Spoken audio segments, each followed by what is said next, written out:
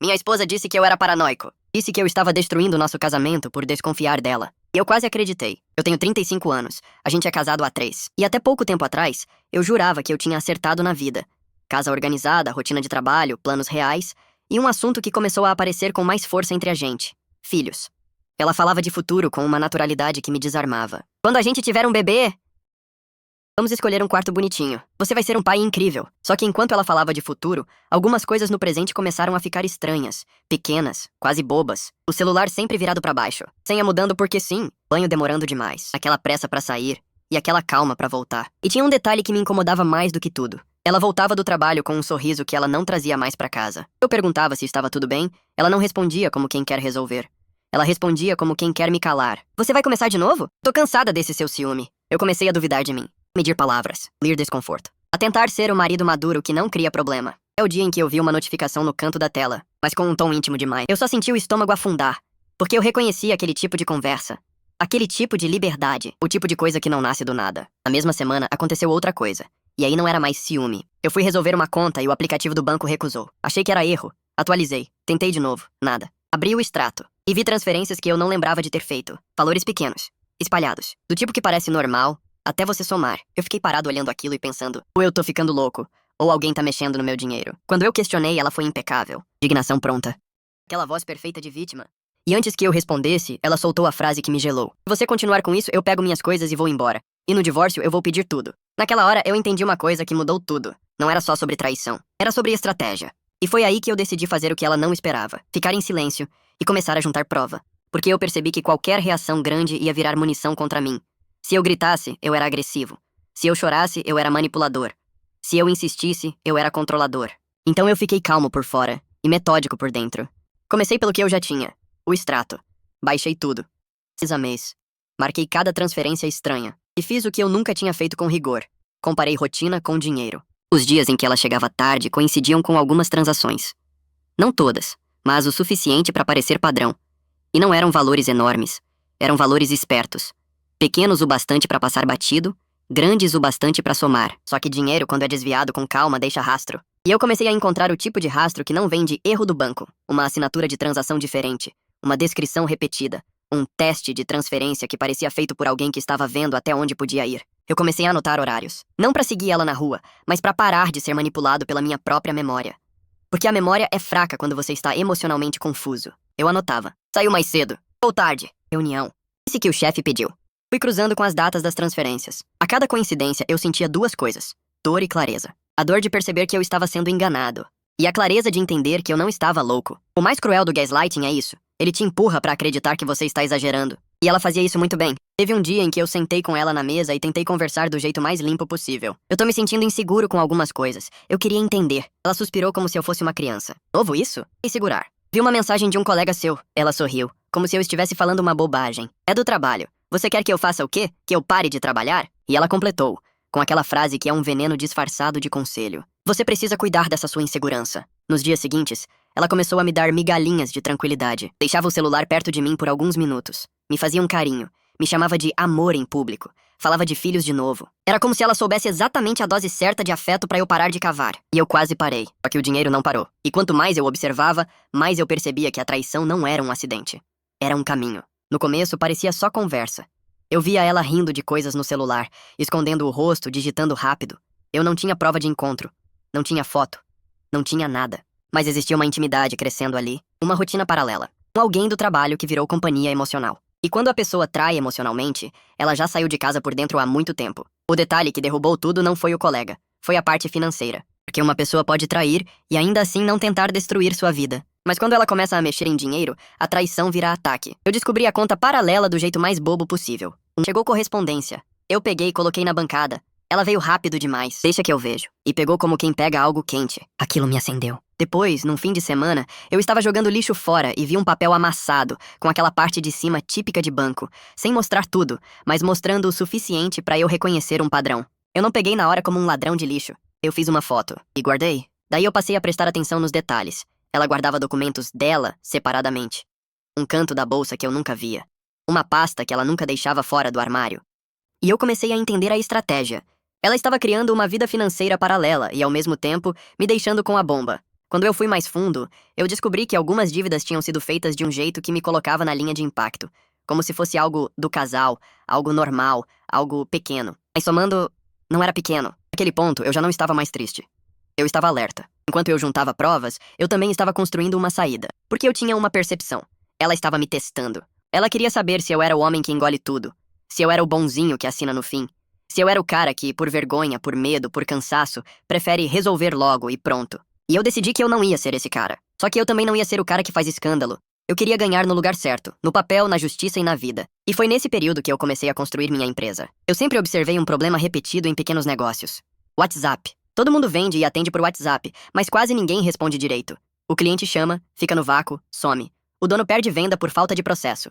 Eu ouvi isso de um dono de loja. Se eu conseguisse responder todo mundo rápido, eu vendia o dobro. Aquilo ficou na minha cabeça por semanas. Eu pensei, por que ninguém automatiza isso direito sem virar robô irritante? E a ideia nasceu simples. Criar um serviço de automação inteligente de atendimento e vendas pelo WhatsApp para pequenos negócios. Não era só mensagem automática. Mensagem de boas-vindas com um menu simples. O que o cliente quer. Urgência. Bairro. Faixa de preço. Envio automático de catálogo, oferta. Agendamento integrado. De comparecimento. Cobrança, recuperação de carrinho. Encaminhamento para humano quando necessário. Relatório semanal do que converte. Comecei pequeno. Um cliente piloto. Barato pra testar. Uma semana, o cliente me mandou print. Cara, nunca entrou tanta gente pedindo orçamento. Indicou outro. Criei pacotes, um onboarding enxuto, uma proposta clara. Vai responder em segundos, 24, sem perder o toque humano. E os clientes começaram a aparecer. Enquanto ela achava que eu estava quieto por tristeza, eu estava quieto por foco. Eu ainda precisava da prova final. Porque desconfiança e padrão não bastam quando alguém quer te destruir numa separação. E eu sabia que ela tinha um e-mail que eu nunca tinha visto. Eu tinha visto um nome diferente numa tela uma vez. Tinha visto ela sair correndo pra fechar o notebook. Tinha visto um papel com senha anotada e guardada como se fosse joia. E eu esperei. Até que uma noite ela foi tomar banho e deixou o notebook aberto. Eu não queria ver conversa por ciúme. Eu queria ver rastro de dinheiro. Eu entrei e procurei por termos simples. Transferência, conta, senha, banco. E foi aí que eu vi um e-mail secundário. Eu senti meu corpo esquentar. Não de raiva, mas de confirmação. E estava. Conversa com o colega do trabalho. No começo, o tipo de conversa que parece inocente.